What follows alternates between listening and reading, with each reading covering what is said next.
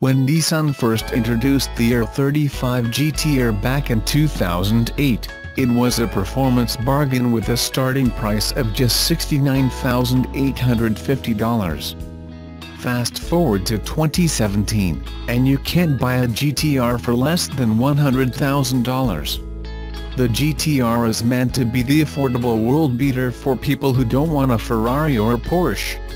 Nissan seems to have strayed away from what made the GT-R great, but it looks like the company will inch back to what made the R35 so special in the first place with the recently announced 2018 model that's just been given a price tag. Don't get too excited, because this is not an R36 GT-R. This is still the same R35 model that we have known since 2008, with some changes for 2018. Some of the less exciting changes for 2018 include the addition of Apple CarPlay and a new black Clear-O-Night color for the premium interior package.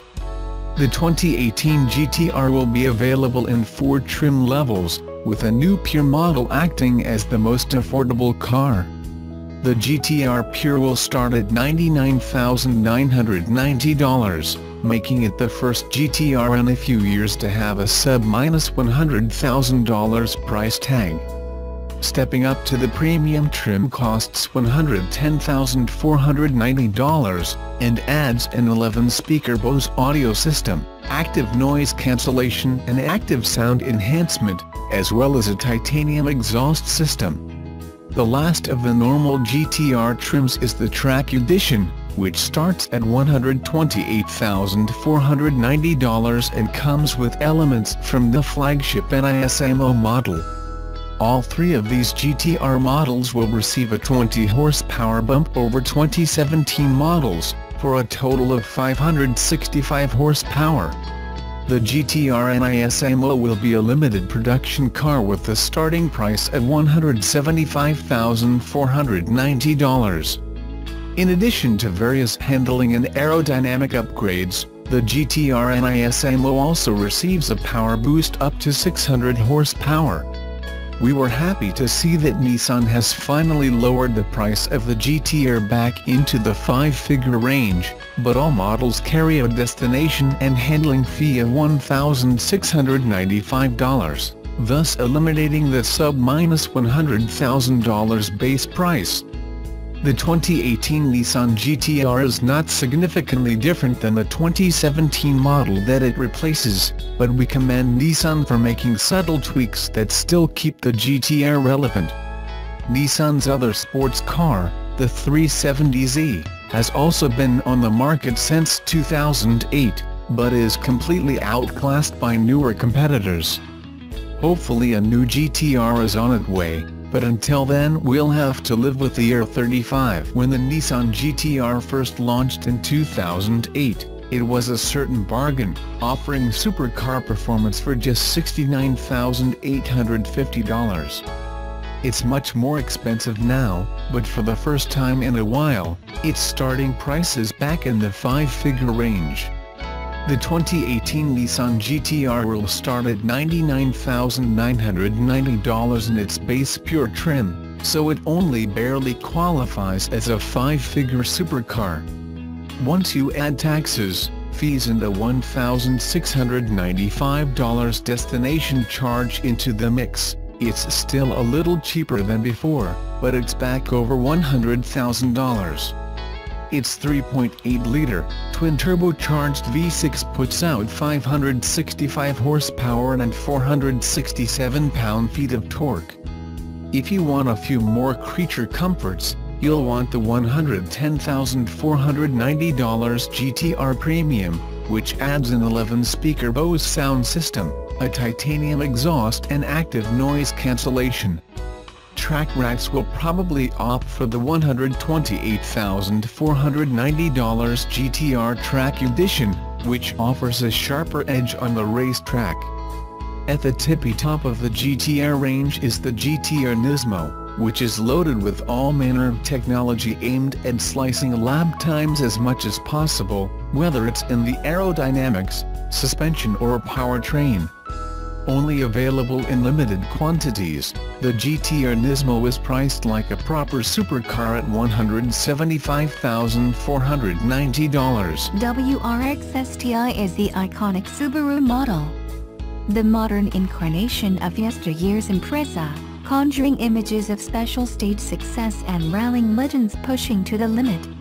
Subaru UK launched the WRX STI Final Edition, strictly limited to 150 models to say farewell to this brand icon and mark the end of this era of Subaru's heritage in the UK. With the launches of new models, and investment in platform and powertrains going forward, the timing has felt right to open a new chapter for Subaru and allow WRX STI's heritage to inform future developments rather than being continued.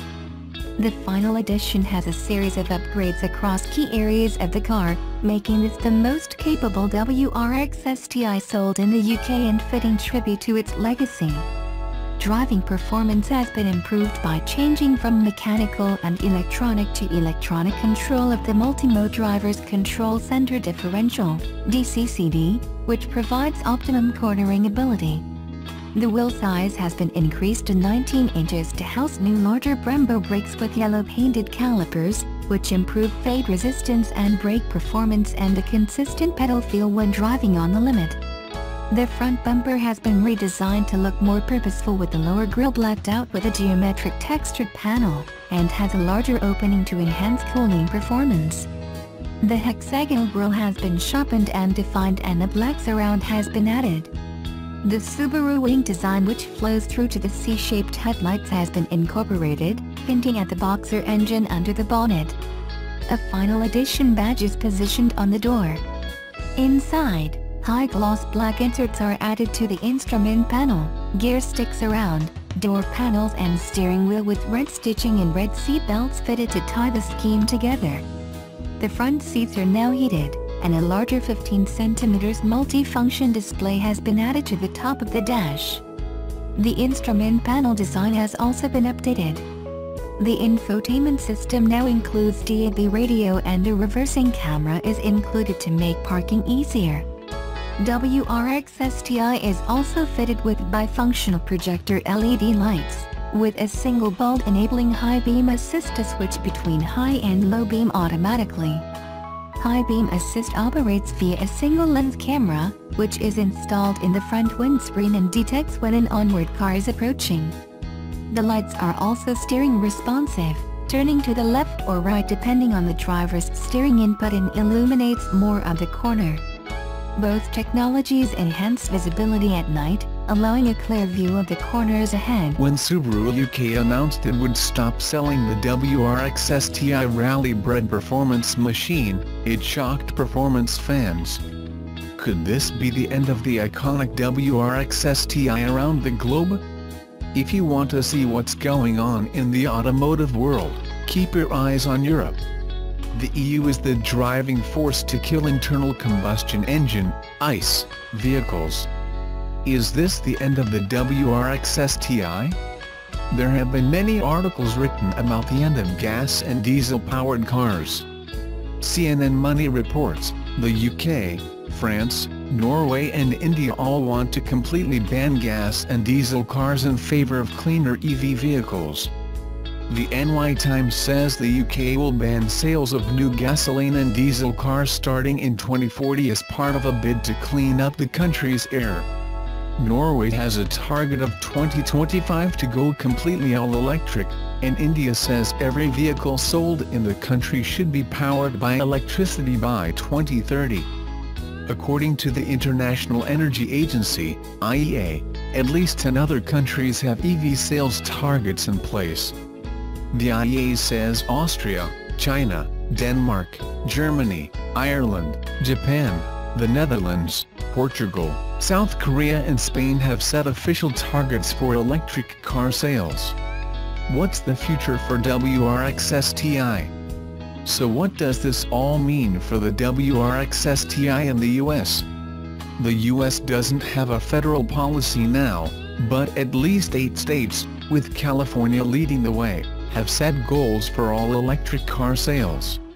Just like Europe, The ICE vehicle's demise is coming to US shores, and it's only a matter of time. What will happen to the WRX STI performance car? We don't see Subaru axing the STI in the US like they did in the UK. Subaru has sold 26,572 WRX STIs in the US this year, and they don't want to lose those sales. But the WRX STI will be changing in big ways in the future. Subaru Corporation will have to change just like all automakers to meet the coming global EV revolution. Subaru will develop the technology to meet the new regulations and will make the shift to full electric vehicles like the rest of the industry. Subaru boss Yoshiyuki Yoshinaga says, "We'll be sure to comply with regulations." But at the same time, the overall industry is now shifting its electrification focus toward EVs. We are in the age where we cannot just go on launching EVs only as regulation-compliance cars. The WRX STI won't go away in the US like the UK, but it will be getting drastic changes. As Subaru Corporation develops new EV technology with Toyota, Mazda and Denso, they will adapt it to make the WRX STI an eco-performance model. We don't think it will be as drastic as what Mitsubishi did with the EVO, dropping it in its current form, and resurrecting it as an EV crossover. It will likely evolve from a Boxer-only powered machine into a plug-in hybrid and then eventually into a full all-electric eco-performance car. What's in store for the iconic Subaru WRX STI? Subaru is working now on a plug-in hybrid model for 2018, likely a cross-spec, and an all-electric EV to launch in 2021. Subaru will be developing new hybrid, plug-in hybrid and all-electric powertrains for the STI as the internal combustion engine will eventually meet its demise. It could be 15 to 20 years away, but it's coming.